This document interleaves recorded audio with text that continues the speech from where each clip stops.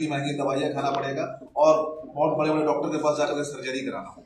तो मैं इसके माध्यम से आप लोग के माध्यम से उन लोगों को बताना चाहता हूँ कि ये कोई बीमारी नहीं है, कैसे सोते हैं कैसे चलते हैं, अगर उसमें सुधार लाया जाए तो ये डॉक्टर को दूर की बात आपको हमारे तक और कहीं जाने की जरूरत नहीं है। तो थोड़ी बहुत क्या है, मैं चाहता हूँ कि एक मतलब जागरूकता पहले लोगों में, ये बीमारी नहीं है, इससे बच सकते हैं और इसका अगर प्रॉब्लम हुआ स्टार्टिंग में तो हम लोग इसको घर पे भी ठीक कर सकते हैं। बात कर रहे हैं तो कहने मतलब कि ये जो हड्डी इधर उधर हुआ होगा वही होगा आपके यहाँ। क्या क्या मतलब रोग का इलाज हो सकता है इसमें? देखिए एक स्पाइनल कोड जो हमारा स्पाइन है, रीढ़ की हड्डी जिसको कहते हैं, तो आप देख के बता सकते हैं, फिजिकली बता सकते हैं क्या उसको मिसबैलेंस होने से बहुत सारे प्रॉब्लम हो सकते हैं। करीब 200 से 300 बीमारियां जो है हो सकती है।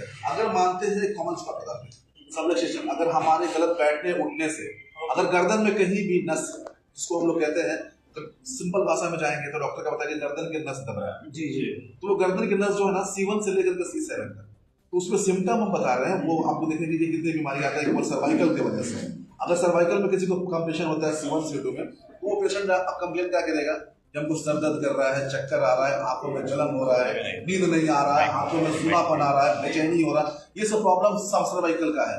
उसके बाद में हाथों की झंझनाहट, कभी चेस्ट पेन होना, कभी एसिडिटी बन जाना, ये सब सारे जो है ये सिम्टम हमारे जो है स्पाइनल कोड जैसे ही थोरेसिक रीजन में आएंगे, सर्वाइकल छोड़ने के बाद में जो मिडिल स्पाइन होता है उसमें अगर देखेंगे तो वहां से हर एक वो चीज, जैसे कि इंटरनल ऑर्गन, अगर हमारा हार्ट है तो उसको भी ब्लड सप्लाई चाहिए, तो वो कहीं ना कहीं होकर के T3 T7 ये सब सारे सोर्स को गुजरता है।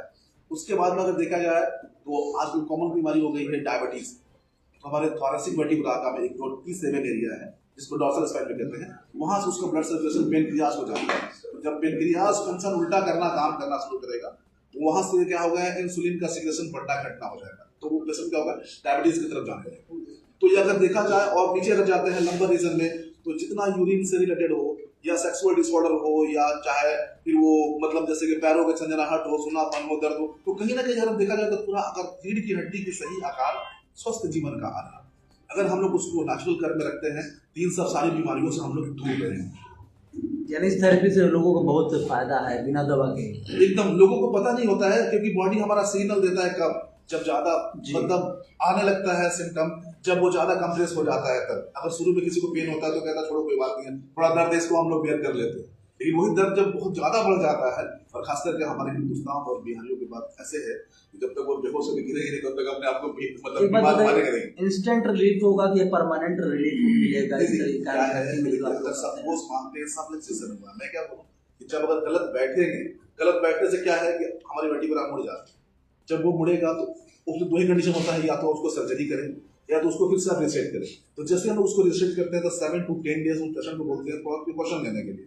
प्रिकॉशन जैसे कि सपोज अगर मान ली वो रॉन्ग सिटिंग से अपना मतलब गलत पोस्चर बिगाड़ लिया है, गलत बैठने से, गलत सोने से, तो हमारा स्पाइनल कोड जो होता है कहीं ना कहीं थोड़ा सा टिल्ट हो जाता है। उसके कारण कर हमारा बॉडी भी देखेंगे, कभी बैलेंस भी अप एंड डाउन हो जाता है, कभी कंधे भी अप एंड डाउन हो जाता है।